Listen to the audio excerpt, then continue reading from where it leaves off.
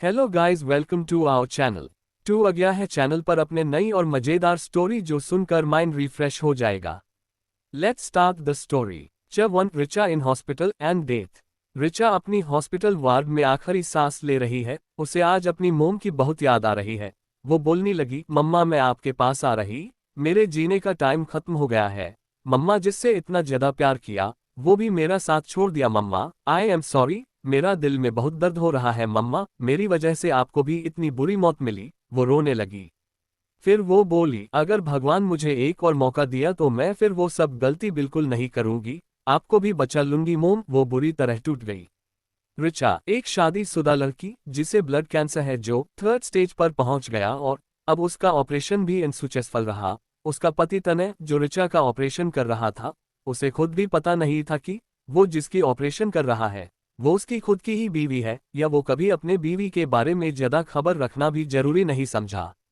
अब रिचा अपने आखिरी सांस ले रही थी और तभी उसके वार्ड में एक लड़की आई और आते ही उसे अपने गले लगा लिया। वो बोली, रिचा तुम्हें कुछ नहीं होगा, सब ठीक हो जाएगा, तुम ठीक हो जाओगी, मैं अभी जाके तने को तुम्हारे बारे में बोलती हूँ। लेकिन रिचा ने उसे रोक लिया और बोली, नहीं जिया, मुझे अब कोई नहीं बचा सकता और तने को तुम कभी नहीं बताओगी कि मुझे क्या हुआ था। उसे खुश रहने दो, मैं अब मम्मा के पास जा रही हूँ, जहाँ कोई मुझे दुख नहीं देगा, वहाँ मम्मा के साथ सुकून से रहूंगी। तुम भी खुश रहना, हाँ प्रॉमिस करो तुम दुखी नहीं रहोगी।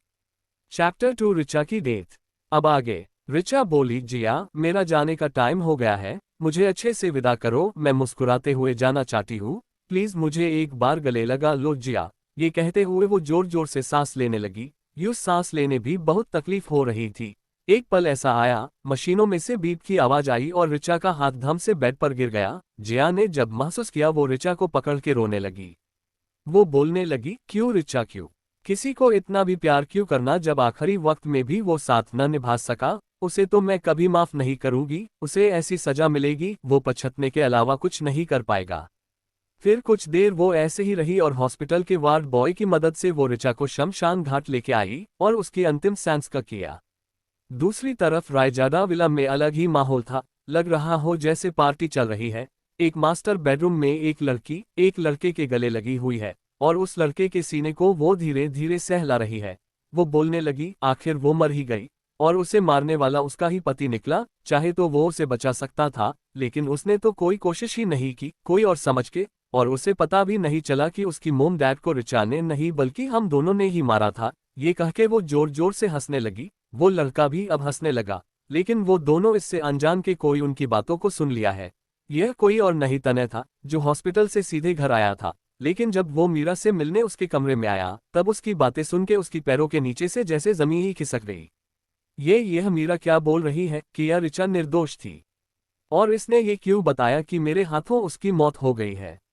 मैं ऐसा कब किया। वो अचानक रूम के अंदर चला गया और मीरा के गले को कस के पकड़ लिया और बोलने लगा, क्या बता रही थी अभी तुम कि मेरे मोम डैड को तुमने मारा था, बोलो। मीरा जब ये सुनी तो शॉक हो गई। वो हड़बड़ी में बोली, नहीं तुम गलत समझ रहे हो, ऐसा नहीं है। तने ने कहा, मैंने अपने कानों से सुना है, बोलो सच क्या है। दूसरा लड़का जो कब से ये तमाशा देख रहा था वो आगे आया और तने के हाथों को छुए हुए बोला, छोड़ो मीरा को, मैं तुम्हें सच्चाई बताता हूँ। हाँ हमने तुम्हारे मोम डैड को मारा, क्योंकि उन्हें हमारे बारे में पता चल गया था कि हम तुम्हारे प्रॉपर्टी के पीछे हैं और रिचा को तुमसे अलग करना चाहते हैं। दोनों ही काम हमारा पूरा हुआ, तुम्हारे प्रॉपर्टी भी हमारी हुई और रिचा भी। ये कह के वो डेविल स्माइल करने लगा। तने ने कहा, क्या बोल रहे हो, क्या हुआ रिचा को। चैप्टर 3, तने को पता चली सच। अब आगे। दूसरा लड़का जो तने का ही एक दोस्त था, उसे देखकर तने शॉक हो गया और उसे गुस्से से घूरने लगा। तने ने कहा, कबीर तुमने ये क्यों किया, क्या बिगड़ा था मैंने तुम्हारा। तब कबीर ने कहा, क्योंकि तुम मुझसे बेस्ट थे और सब तुम्हें इंपॉर्टेंस दिया करते थे। रिचा भी, जिससे मैंने बचपन से चाहा था, लेकिन उसने भी तुम्हें ही चुना, लेकिन तुमने तो दूसरे की बातों में आकर अपनी ही मोहब्बत को दुख देते रहे, टॉर्चर करते रहे, उसे धोखा दिया, उस जुर्म की सजा दी जो उसने किया हाय नहीं था, और मैंने भी उससे इसलिए बदला लिया क्योंकि उसने मुझे ठुकराया, न वो मेरी रही और न तुम्हारी। वो ये बोलकर हंसने लगा। तने ने उसकी कॉलर पकड़ ली और कहा, वो मेरी है समझे, अब सच्चाई जानने के बाद मैं उसे कहीं जाने नहीं दूंगा, मुझे सब कुछ सच भी तो जानना है। उसकी बात सुन मीरा हंसने लगी और बोली, जब वो जिंदा होगी तो तुम्हारी होगी ना। तने ने गुस्से से कहा, क्या मतलब है तुम्हारा? मीरा ने कहा, क्योंकि वो मर चुकी है, अभी थोड़ी देर पहले जिसकी ऑपरेशन करके आ रहे हो न वो तुम्हारी ही बीवी थी, बोलकर डेविल स्माइल करने लगी। तने ये सुन अपनी जगह जम गया, उसे कुछ समझ ही नहीं आया। वो बोलने लगा, नहीं ऐसा नहीं हो सकता, यूज ब्लड कैंसर था, मुझे कैसे पता नहीं चला। तब मीरा ने कहा, हाँ उससे ब्लड कैंसर था और तुमसे जो वो पैसे मांगती थी वो अपने इलाज और दवाइयों के लिए मांगती थी, लेकिन तुम बेवकूफ सच नहीं देख पाए और तुम उसके बारे में गलत सोचते रहे कि उसने सिर्फ तुम्हारे पैसों के लिए शादी की। च च च तुम तो अपने बचपन के प्यार दोस्त को ही पहचान नहीं पाए और मेरी बातों में आते रहे। तुम्हें न तो मुझे अपना बॉयफ्रेंड बोलने में भी शर्म आ रही है। जो आदमी अपने बचपन के प्यार को नहीं जान सका वो मेरा क्या ही होगा, इसलिए मैं कबीर के पास चली आई। बोल के वो कबीर को हक कर लिया। तनय यह अपने आंखों से देखता रहा, जिस मीरा के लिए उसने अपने बीवी अपने बचपन के प्यार को धोखा दिया, आज वो ही मीरा उसको छोड़कर किसी और की बाहों में चली गई। और तो और उसके मोम डैड के मौत में भी उसका हाथ था। वो गुस्से में पागल हो गया और अपने कमर के पीछे गन निकाल के मीरा के सर के ऊपर पॉइंट कर दी और मीरा को शूट कर दिया, फिर कबीर को भी शूट कर दिया और फिर गन को अपने माथे पे रख के बोलने लगा, रिछू मुझे माफ कर देना, जो मैंने तुम्हारे साथ किया था। मैंने तुम्हें बहुत दुख दिया, तुम्हारे ही सामने मैंने किसी और के साथ इंतिमते हुआ था, तुम इतनी तकलीफ में थी और मैं तुम्हें दुख के ऊपर दुख देता रहा। मैं तुम्हारे पास आ रहा हूँ रिछू, अगले जन्म में जरूर हम मिलेंगे। ये बोलकर उसने खुद को गोली मार दिया। चारों तरफ शांति छा गई। दूसरी तरफ एक आलिशा विला के मास्टर बेडरूम में एक शख्स एक हाथों में गन लिए और दूसरे हाथ में ऋचा के फोटो देखकर रो रहा है। वो शख्स बोलने लगा, कहाँ कहाँ नहीं ढूंढा तुम्हें जाना, लेकिन जब खबर मिली तुम कहाँ हो तब तक तुम मुझे छोड़ के ही चली गई। जब जाना ही था तो तुमने मेरी जान क्यों बचाई, बोलो क्यों अब अकेला छोड़ के चली गई तुम? मैं तुम्हें अपना बनाना चाहता था लेकिन तुम तो मुझे छोड़कर बहुत दूर चली गई। अब मैं भी जी के क्या करूंगा, मैं आ रहा हूं तुम्हारे पास। ये कह के उसने भी खुद को गोली मार ली। एक आलिशा कमरे के अंदर एक लड़का जोर से जाना कहकर उठा और अपने आसपास देखने लगा। फिर वो अपने आप को देखने लगा, ये कैसे हो सकता है? फिर उसने सोचने लगा, क्या मेरा रिबॉर्न हुआ है? अगर हाँ तो मैं अब मेरी जाना को कुछ नहीं होने दूंगा, उसे उस तने के आसपास भी अब नहीं आने दूंगा, छीन लूंगा अब उससे मैं मेरी जाना को। अगर मेरी रिबॉर्न हुआ है तो जाना का भी रिबॉर्न हुआ होगा। हाँ मैं अब उसे जल्द से जल्द ढूंढ लूंगा। ये कहते वक्त उसकी आंखों में अब अलग ही जुनून दिखाई देने लगा। दूसरी तरफ रायजादा इंडस्ट्री की सेव केबिन में एक शख्स अचानक अपने नींद से रिछू पुकार के जागा। वो जब नींद से उठा तो अपने केबिन के चारों तरफ देखने लगा और वो ये देखकर शॉक हो गया। चैप्टर 4 रिचा की हुई रिबर्थ।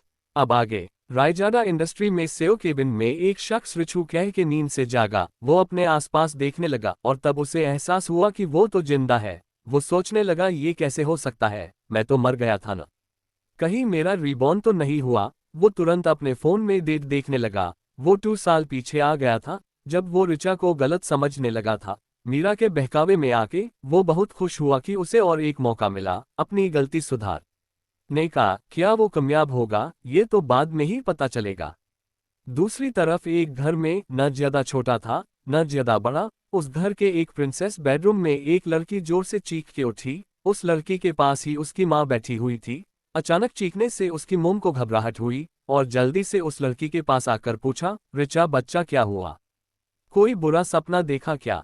अचानक अपनी मोम की आवाज सुन रिचा अपने माँ की तरफ देखी और वो इमोशनल हो गई क्योंकि उसने अपने मोम 2 सालों से नहीं देखा था अपने पिछले जन्म में। तो रिचा अपने माँ को टाइटली हक कर लिया और बोली, आई मिस यू मम्मा, आप क्यों मुझे छोड़ के चली गई थी? मैं बहुत अकेली हो गई थी मम्मा, आप प्रॉमिस करो अब कभी मुझे छोड़ के नहीं जाओगी। रिचा की मोम ने कहा, बच्चा मैं तो घर पर ही थी, तुम ही तो अपने जॉब पे गई थी ना, और वापस आके सीधा सो गई, तबीयत तो ठीक है ना तुम्हारी? रिचा ये सुन शौक हो गई। वो सोचने लगी, अचानक से ये क्या हो रहा है, मैं तो हॉस्पिटल बेड पर हाई, कहीं मैं अपने पास्ट में तो नहीं आ गई ना, क्या ऐसा हो सकता है? वो फिर अपना फोन देखने लगी जहां उसे पता चला ये तो वही डेट है जब तने उसे मीरा के साथ मिलकर चिट किया था। उसके साथ रिलेशन में रहने के बावजूद रिचा को चिट किया था और बहुत हद भी किया था। चलो अब रिचा, ताने और वो मिस्टीरियस मैन तीनों की रिबर्थ हो गई। रिचा सोचने लगी, तने मैं अब हर जुर्म का बदला लूंगी तुमसे, जो तुमने मेरे प्यार का सिला दिया। उस जुर्म की सजा देते रहे जो मैंने किया ही नहीं था। तुमने कल की आई लड़की के बातों में आकर मुझे, अपने बचपन के दोस्त, अपने बचपन के प्यार को तकलीफ दी। फिर वो थोड़ा हंस के, हाँ मैं भी क्या बोल रही हूँ, प्यार तो तुमने कभी किया ही नहीं, तुमने तो सिर्फ नफरत की। अब तुम देखोगे मेरा नफरत, तुम जितनी मुझसे माफी मांगो मैं तुम्हें माफी नहीं दूंगी। तुम खुश रहो उस मीरा के साथ, मगर अगर तुम मेरे करीब आए तुम्हें ऐसे जाल में फांसूंगी जैसे तुमने मुझे पिछले जन्म में अपने प्यार के जाल में फंसाया था। वो अपने ही सोच में गुम थी कि तभी ऋचा की मोम ने कहा, क्या हुआ बच्चा, कुछ चाहिए तुम्हें, कुछ खाओगी? ऋचा ने कहा, नहीं मोम, आप सिर्फ मेरे लिए एक कॉफी बना दीजिए, मैं शावर लेने जा रही हूँ। वो वॉशरूम चली गई और शावर के नीचे खड़ी होकर अपने पिछले जन्म को याद करने लगी, कैसे तनैन ने उसकी सबके सामने बेइज्जत किया था और सबके सामने उसे लालची कहा था, और शादी के बाद कैसे वो हर रात नई नई लड़की के साथ रात बिताता था। ऋचा को बहुत हर्ट हुआ था, क्योंकि अपने प्यार को हर रोज किसी और के बाहों में देखकर उसे दिल में बहुत दर्द होता था। अब सब अलग होगा, तुम एक नई ऋचा को देखोगे अब, जिसकी तुम्हें कोई आइडिया नहीं। धीरे धीरे मैं तुम्हें वो सब वापस करूंगी जो तुमने मुझे दिया था। तुमने मुझे तोड़ दिया, वो ऋचा मर गई जो तुम्हें बेपनाह प्यार करती थी। अब यह नई ऋचा की जन्म हुआ है, जो अब सिर्फ अपने लिए, अपने माँ के लिए जिएगी। वो कुछ देर बाद रूम में आई और कपड़े चेंज कर ली, बालों को ड्रायर से सुखा लिया और नाइट स्किन केयर करके अपने बेड पे फिर बैठ गई। वो कुछ सोचकर फिर अपनी बेस्ट फ्रेंड जिया को कॉल लगाया। 2 रिंग जाने के बाद जिया ने फोन उठाया, बोली, हेलो ऋचा, तू ठीक तो है ना? मुझे तेरी चिंता हो रही थी, तूने कॉल क्यों नहीं पिक किया? ऋचा ने कहा, जिया मैं सो गई थी इसलिए कॉल पिक नहीं कर पाई। जिया बोली, ओह ठीक है। ऋचा तू ठीक तो है ना, मतलब आज जो ऑफिस में हुआ? ऋचा बोली, मैं ठीक हूँ, मुझे अब कोई फर्क नहीं पड़ेगा, मैं अब अपनी जिंदगी खुशी से बताना चाहती हूँ। कल मुझे मिल, तुझसे बहुत जरूरी बात करनी है। जिया बोली, ठीक है, कितने बजे और कहाँ मिलूं ये तो बता। ऋचा बोली, 11 AM सनफ्लावर कैफे। और तो जिया ने ऑफ कहकर कॉल कट कर दिया और ऋचा भी बेड के हेडरेस्ट पे अपने सर टिका के सर को मसल के कुछ सोचने लगी। मैं अब उस ऑफिस में काम नहीं कर सकती, कल ही जाके मैं रिजीन कर दूंगी और अपने सपने को पूरा करूंगी। उसके लिए मुझे जिया से बात करनी होगी, कल जाके उससे डिस्कस कर लूंगी। वही दूसरी तरफ एक हैंडसम सा लड़का शर्टलेस अपने बेडरूम के बालकनी में सोफे पर बैठा हुआ है और अपनी आंखें बंद कर सोफे पर सिर टिका के अपने जाना को याद कर रहा है।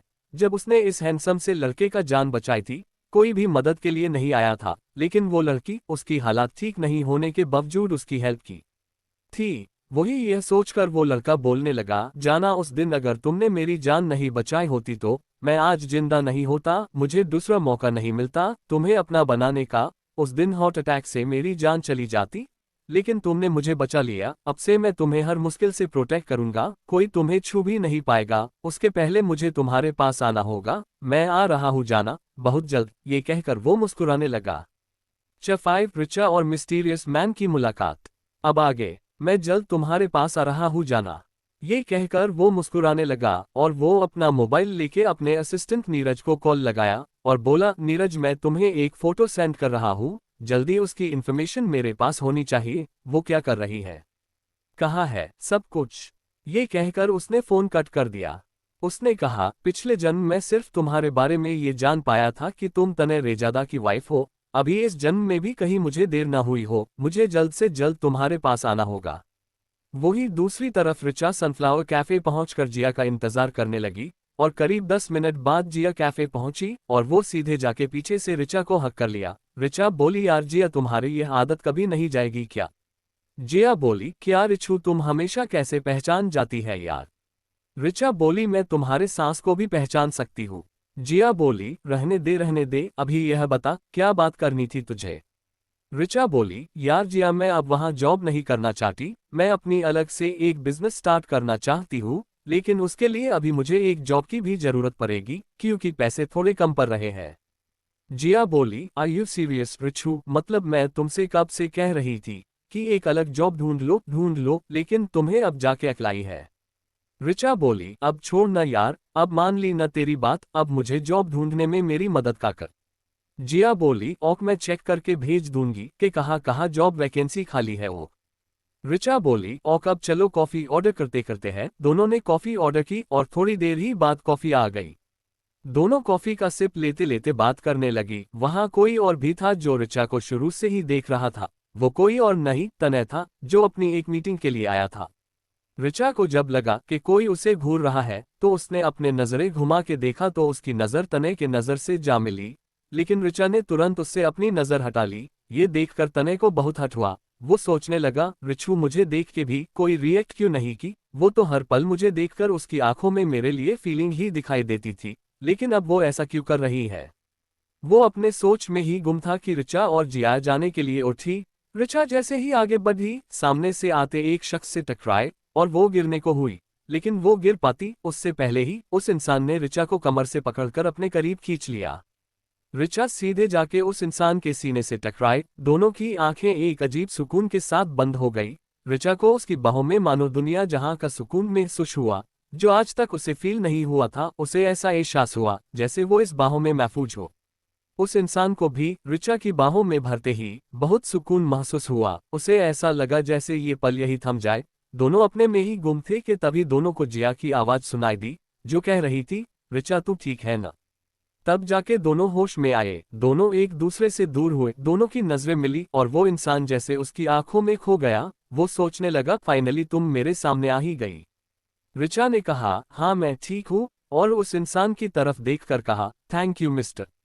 ये कहकर वो रुकी, तभी वो इंसान अपना हाथ आगे बढ़ाकर, मिस्टर समर्थ ओबरॉय।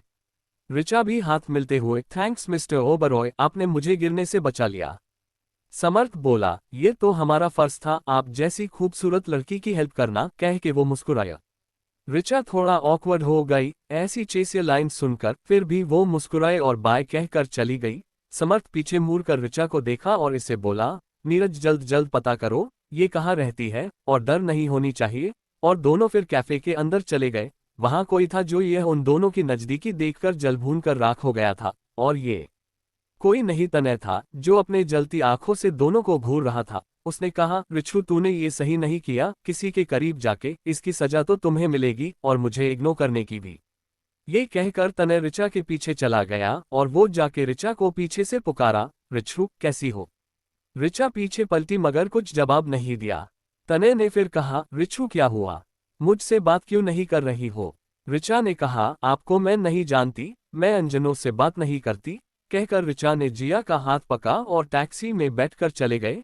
तनय बस उन्हें जाते हुए देखता रहा और अपना दांत पीस के कहा, तुम ये ठीक नहीं कर रही ऋछु, मैं तुमसे अच्छे से बात कर रहा हूं ना, फिर मुझे गुस्सा क्यों दिला रही हो। मेरा रीबर्थ हुआ जरूर है, लेकिन मेरा दिल और मेंटालिटी पिछले जन्म का ही है ना, मुझे गुस्सा मत दिलाना। ये कहकर वो भी हॉस्पिटल चला गया, क्योंकि उसे एक ऑपरेशन करना था।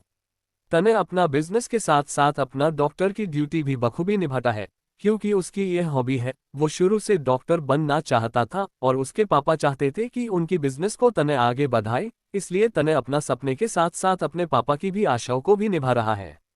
टैक्सी के अंदर जिया ऋचा को घूर रही है, तब ऋचा ने चिढ़कर कहा, क्या है, ऐसे क्यों देख रही है।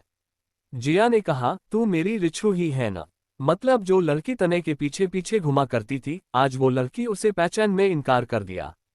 ऋचा ने कहा, जिंदगी बहुत कुछ सिखा देती है जिया, मैं अब उसके पीछे नहीं भागूंगी, उसकी हर बेइज्जती को सहती रही, अब और नहीं, जहां मेरा सेल्फ रिस्पेक्ट ना हो वहां मैं अब और नहीं जाऊंगी। फिर जिया ने कहा, चसिक्स ऋचा इन ओबरॉय कॉर्पोरेशन। अब आगे। फिर जिया ने कहा, तुमने बहुत अच्छी डिसीजन ली ऋछु, मैं बहुत खुश हूँ, आखिर तुम्हें अकला ही गई। वो लोग बातें करते हुए ऋचा के घर पहुंच गए और दोनों ऋचा के रूम में जाने लगी। तभी ऋचा की मोम ने आवाज लगाई, आ गई बेटा। और जिया, बेटा कैसी हो तुम। दोनों पीछे मुड़ और जिया जाके ऋचा की मोम को टाइट हक कर लिया और बोली, आंटी मैं अच्छी हूँ, आप कैसी है। ऋचा के मोम ने कहा, मैं ठीक हूँ, बैठो मैं तुम लोगों के लिए कॉफी बना के लाती हूँ। जिया ने कहा, आंटी आप बताइए कितना काम करेगी आप, और यह क्या, आप ठीक से खाना नहीं खाती क्या, कितने दुबले हो गए हो। ऋचा की मोम ने कहा, जब औलाद ही ठीक से खाना न खाए तो माँ कैसे खा सकती है ना। ये सुन के ऋचा को बहुत बुरा लगा, क्योंकि उसकी वजह से उसकी मोम खाने पीने में ध्यान नहीं देती। उसे बहुत बुरा लगा। वो सोचने लगी, उस तने की वजह से मैंने अपनी माँ का ध्यान रखना ही भूल गई। फिर ऋचा ने कहा, आपसे ऐसा नहीं होगा मोम, मैं अपना ध्यान रखूंगी और आपका भी रखूंगी। ये कहकर ऋचा ने अपनी मोम को हक कर लिया और उनके फोरहेड पर किस कर लिया। और ऋचा बोली, अब दोनों यही बैठो, मैं जल्दी कॉफी बना के लाई। ये कहकर वो किचन में चली गई। जिया और ऋचा की मोम बातें करने लगी। दूसरी तरफ तने को अपने काम में मन नहीं लग रहा था। उसे बार बार ऋचा की याद आ रही थी। उसे वो पल याद आया जब उसने ऋचा और समर्थ को एक दूसरे के बाहों में देखा था। वो खुद से बोलने लगा, अब मैं समझ रहा हूँ रिचू कि तुम्हें कितनी तकलीफ होती होगी मुझे किसी और के साथ देखकर। आई एम सॉरी रिचू, मैंने तुम्हें बहुत हर्ट किया। फिर तने हॉस्पिटल से बाहर आ गया और कार में बैठकर घर के लिए निकल गया। वही समर्थ अपना मीटिंग खत्म कर वापस उसकी ऑफिस जाने के लिए निकला और नीरज को पूछा, नीरज कुछ पता चला? तो नीरज ने बताया, हाँ बॉस, वो मैम अपने माँ के साथ रहती है और आज जो उनके साथ लड़की थी उसका नाम है जिया और वो मैम की बेस्ट फ्रेंड है। वही दोनों रायजादा इंडस्ट्री में जॉब करते हैं। तो समर्थ ने कहा, तने रायजादा का कंपनी तो नहीं है ना वो? नीरज बोला, जी बॉस, वो दोनों तने रायजादा के कंपनी में ही जॉब करती है और पता चला है कि मैम जल्दी वहां से रीजन करने वाली है। तो समर्थ ने सोचा कहीं मुझे देर तो नहीं हो गई, कहीं दोनों एक दूसरे से प्यार तो नहीं करते। फिर वो बोला, अगर प्यार करते हैं तो ऋचा वहां से रजीन करना क्यों चाहती है? वो कुछ सोचकर फिर नीरज से कहा, तुम पता लगाओ कि वो क्यों वहां से निकलना चाहती है और कहीं वो किसी और कंपनी में जॉब तो नहीं ढूंढ रही। जल्दी पता करके मुझे बताना। और नीरज ने वो कहा और कार का पीछे का दूर ओपन किया तो समर्थ पीछे जाके बैठ गया और नीरज आगे पैसेंजर सीट पे बैठ गया और उनकी कार ओबरॉय कॉर्पोरेशन के लिए चली गई। वही ऋचा के घर में तीनों ने मिलकर कॉफी पिया और ऋचा ने कहा, चल जिया, मुझे तुझसे कुछ काम है, मेरे रूम में चलते हैं। तो ऋचा की मोम ने कहा, और तुम दोनों जाओ, मैं लंच रेडी करती हूँ, हम तीनों साथ मिलकर खाएंगे। और जिया बेटा, लंच करके जाना, जिया ने ओक कहा और दोनों ऋचा के रूम में चली गई और ऋचा की मोम लंच की तैयारी करने किचन चली गई। वही रूम में ऋचा ने जिया को हाथ पकड़ के बिठाया और कहा, जिया जल्द से जल्द मुझे एक जॉब ढूंढने में मेरी मदद कर, अभी देखना कहीं कोई वैकेंसी खाली है क्या। तो जिया ने अपना फोन निकाल के सर्च करने लगी तो उसे कुछ दो कंपनी के साथ ओबरॉय इंडस्ट्री के भी पोस्ट खाली होने का न्यूज मिला। तो जिया ने कहा, रिचू ओबरॉय इंडस्ट्री में वैकेंसी खाली है, तू कहे तो मैं अप्लाई कर दूं। ऋचा ने कहा, हाँ ठीक है कर दे। जिया ने कहा, ओक मैंने कर दिया, तेरे फोन पे कॉल या मैसेज आएगा? हाँ, कब इंटरव्यू है इस बारे में? ऋचा ने ओक कहा और सोचने लगी, मुझे जल्द से जल्द जॉब ढूंढनी होगी और अपनी और मोम की ड्रीम को पूरा करना होगा, क्योंकि मुझे भी नहीं पता मेरे पास कितना टाइम होगा। अगर मुझे इस बीच कुछ हो गया तो नहीं नहीं, मेरे जाने से पहले मोम की सिक्योरिटी और उनको कोई कमी ना हो, इसके लिए मुझे जितनी जल्दी हो सके पैसे कमाने होंगे और 1-2 महीने बाद ही शायद मुझे उसके बारे में पता चलेगा। पिछले जन्म में भी मुझे उसके बारे में उसी टाइम मालूम हुआ था। उससे पहले मुझे मेरी सारे काम कंप्लीट करना होगा। वो ये सब सोच रही थी कि जिया के आवाज से होश में आई। जिया प्यूकने लगी। रिचू टू रजीन कब कर रही है रायजादा इंडस्ट्री से? ऋचा ने कहा, कल ही जाऊंगी और मेरा सामान भी डेस्क से लाना है। दोनों बात कर ही रहे थे कि ऋचा की मोम लंच के लिए दोनों को बुलाने आई और तीनों मिलकर लंच किया। वही ओबरॉय कॉर्पोरेशन में सीईओ कैबिन का डोर नॉक हुआ और अंदर से समर्थ कम इन कहा तो नीरज अंदर आया। समर्थ को बताने लगा कि बॉस, अभी अभी हमारे कंपनी के पोर्टल में ऋचा मैम का जॉब के लिए एप्लीकेशन आया है। तो समर्थ ने नीरज की तरफ देखा तो उससे कहा, ठीक है, कल ही इंटरव्यू के लिए बुलाओ। तो नीरज ने ओक कहा और चला गया। फिर समर्थ अपने चेयर के पीछे लिन होके बैठ के खुद से कहा, जाना अब तुम मेरे पास होगी, अब मुझे तुमसे कोई दूर नहीं कर सकता, तुम अब हमेशा मेरे सामने रहोगी, मैं वेट नहीं कर पा रहा जाना। 7 तने ने की ऋचा की एप्लीकेशन रिजेक्ट। अब आगे जिया की मोबाइल पे एक नोटिफिकेशन आया और उसने ऋचा को तुरंत बताया कि ऋचा, तुम्हारा कल ही इंटरव्यू है 11 AM, सो टाइम पे पहुंच जाना। और जिया उसके बाद अपने घर के लिए चली गई। अगले दिन ऋचा जल्दी उठी और नहा धो के रायजादा इंडस्ट्री जाने के लिए रेडी होने लगी। करीब 8 बजे वो ब्रेकफास्ट करके रायजादा इंडस्ट्री के लिए चली गई क्योंकि उसे रजीन एप्लीकेशन सबमिट करना था और 11 बजे ओबरॉय कॉर्पोरेशन भी पहुंचना था। सुबह के 8:30 वो रायजादा इंडस्ट्री पहुंच गई और रेजिग्नेशन फॉर्म फिलअप करके सबमिट कर दी। लेकिन उसकी रेजिग्नेशन कंफर्म होने के लिए उसकी एप्लीकेशन जब तने के पास पहुंची तो वो शॉक हो गया और गुस्से में बौखलाया। उसे बहुत गुस्सा आया। उसने जल्द से रिसेप्शनिस्ट के पास टेलीकॉम करके ऋचा को अपने केबिन में बुलाया। जब ऋचा को रिसेप्शनिस्ट ने ये बताया तो ऋचा को जरा भी मन नहीं था जाने का, लेकिन उसकी ये रेजिग्नेशन कंफर्म होने भी जरूरी था, इसलिए वो ना चाहते हुए भी तने के केबिन में पहुंच गई। और ऋचा ने नॉक करने के लिए हाथ उठाया ही था कि तभी अंदर किसी ने उसे झटके से अंदर खींच लिया और उसे वाल से सता दिया। तने गुस्से में दांत पीसकर बोला, ये क्या है? रिजाइन करना चाहती हो? मैं जान सकता हूँ क्यों? ऋचा तो पहले ही उसके अचानक ऐसे खींचने से शॉक थी, अभी उसकी सवाल से अपने होश में आई और उसे दूर धक्का दे दिया। धक्का लगने की वजह से तनय 2 कदम पीछे हो गया और खुद को गिरने से बचा लिया, और वो बोला, रिचू बताओ तुम रिजाइन क्यों करना चाहती हो? ऋचा ने कहा, तुम्हें तो खुश होना चाहिए, क्योंकि मैं तुमसे अब दूर जा रही हूँ। अब मेरा शक्ल तुम्हें देखने नहीं पड़ेगे।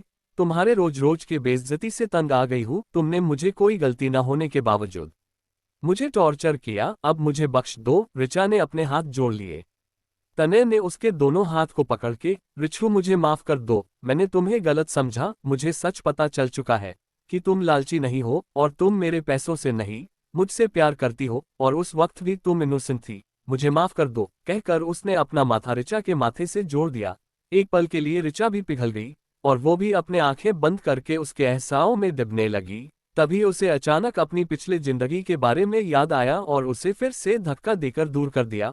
और ऋचा ने रोते हुए कहा, डोंट टच मी तनय रेजादा, ये हक तुम खो चुके हो और अब हमारा कोई रिश्ता नहीं है, दोस्ती का भी नहीं। मेरा वो बचपन का प्यारा सा दोस्त अभी नहीं रहा। मेरे सामने जो अभी है वो तो कोई और ही है। और ये बताओ तुम किस सच के बारे में बोल रहे हो? कैसी सच पता चली तुम्हें?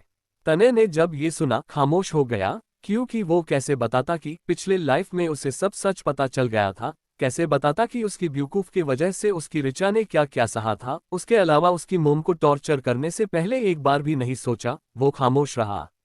तभी ऋचा ने कहा, जल्द से जल्द मेरी एप्लीकेशन एक्सेप्ट कर लो और मुझे जाने दो। मैं अब और यहाँ एक पल नहीं रुकना चाहती।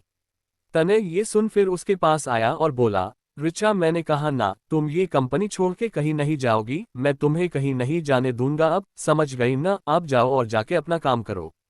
तभी उसके केबिन में बिना नॉक किए एक लड़की अंदर आई और जाके सीधा तनय के गले लग गई। वो बोली, तनय बेबी मैं आ गई। आज तुमने मुझे पिक क्यों नहीं किया?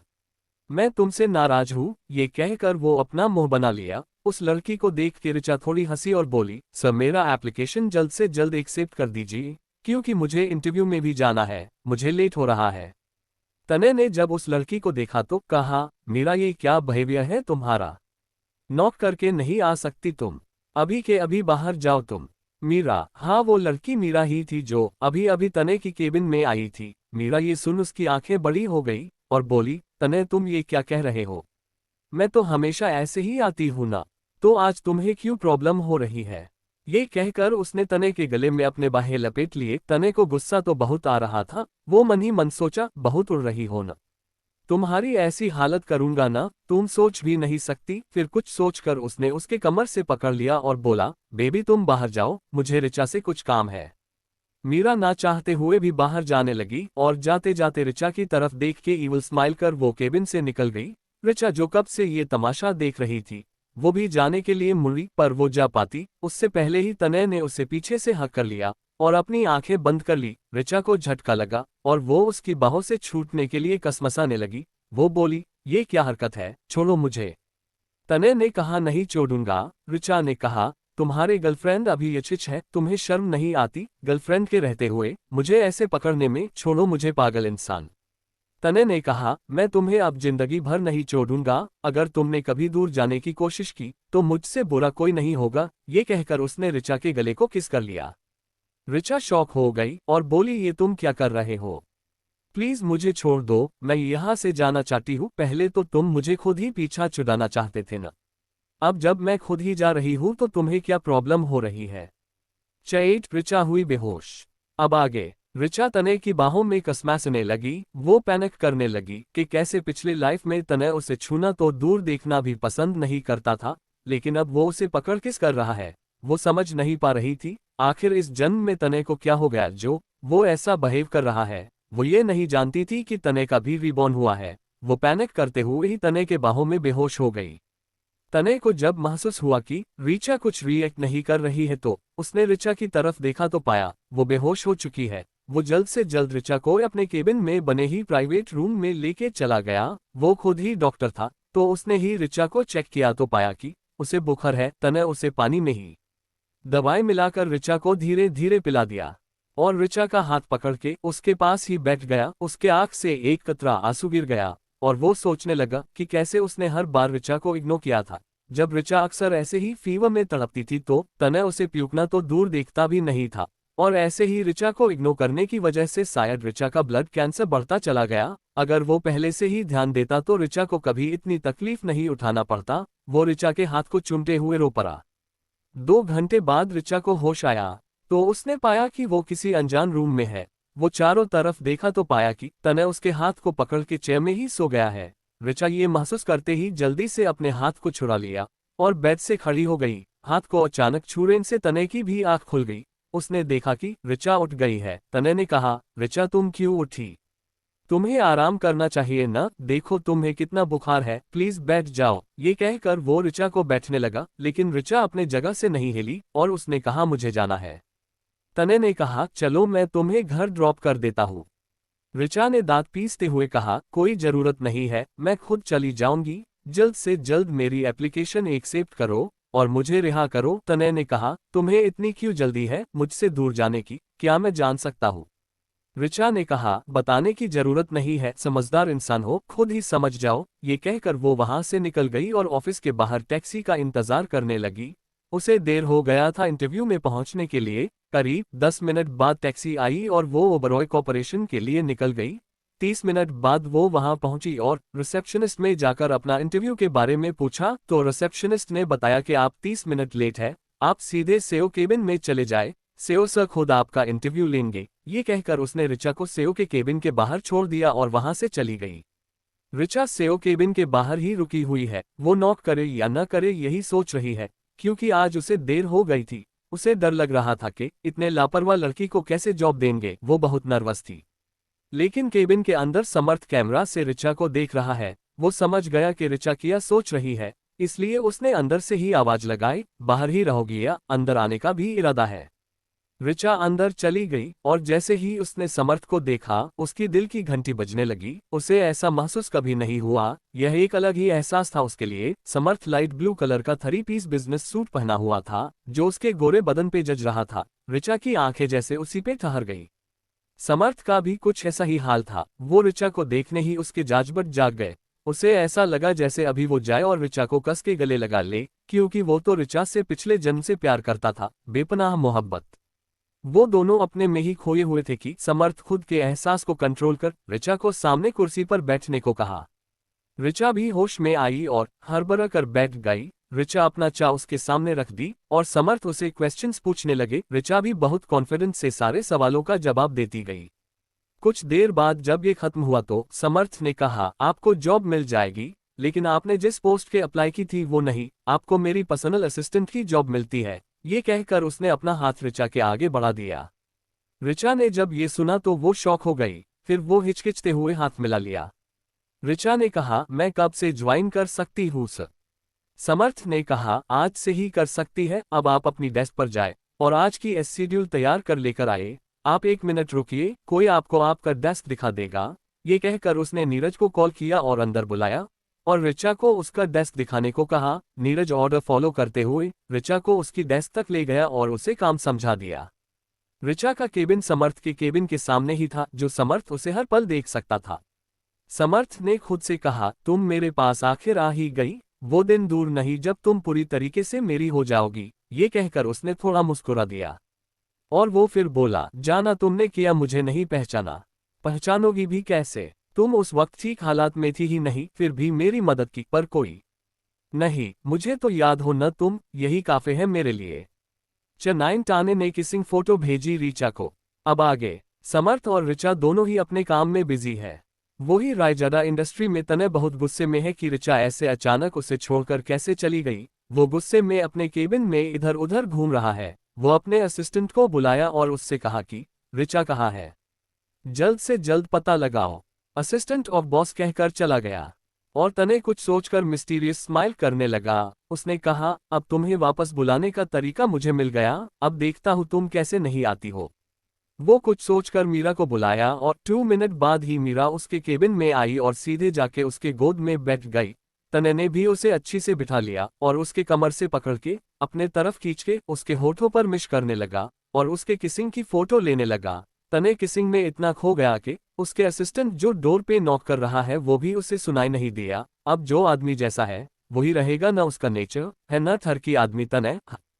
15 मिनट बाद जाके दोनों अलग हुए और तब जाके उसने डोर पर नॉक किया हुआ सुना। उसने कम इन कहा और असिस्टेंट अंदर आया तो अंदर का नज़ारे देखकर उसे बहुत गुस्सा आया, क्योंकि उसे ये मीरा बिल्कुल भी पसंद नहीं थी और वो तने को भी कुछ खास पसंद नहीं करता था। मजबूरी के चलते उसे जॉब करना पड़ रहा था। वो अंदर आया और उसने कहा कि boss Richa ma'am Oberoi corporation में है और वहां आज मैम इंटरव्यू के लिए गई है। तने ये सुन थोड़ा शॉक हुआ, क्योंकि उसने नहीं सोचा था कि रिचा सचमुच किसी इंटरव्यू में चली जाएगी।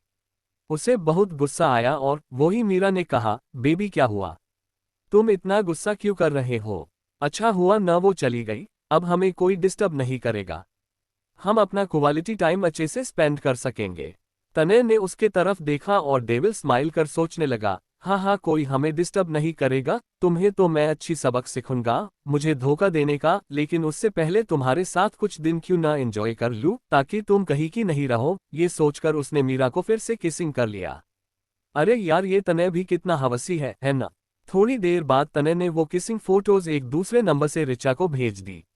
ओबरॉय कॉर्पोरेशन में रिचा अपना काम कर रही थी कि तभी उसकी फोन में एमएसजी टोन बजी। उसने ओपन करके देखा और उसके आंखों से आंसू बहने लगे, क्योंकि उसने तने और मीरा की किसिंग फोटोज देख ली थी। उसे बहुत हर्ट हुआ। उसने कहा, तुम कभी बदल नहीं सकते तने, तुम एक गिरे हुए इंसान थे और हमेशा रहोगे। अब कोई नहीं, अब हमारे बीच कोई रिश्ता नहीं है। जो भी था वो पहली लाइफ में खत्म हो गया। अब मैं अपनी जिंदगी आज से बताऊंगी, जहां तुम्हारा कोई नामो निशान नहीं होगा। अब मुझे कोई फर्क नहीं पड़ेगा, लेकिन जो भी हो। रिचा अपनी फीलिंग्स को दबा नहीं पा रही थी। उसने बचपन से तने से प्यार किया था, इसलिए उसे वक्त लगेगा उसे भूलने में। रिचा ने फोन साइड में रखा और अपना काम करने लगी। समर्थ उसे अपने केबिन से देख रहा था कि वो थोड़ा उदास है और फोन में कुछ देखने के बाद ही उसे उदास लग रही है।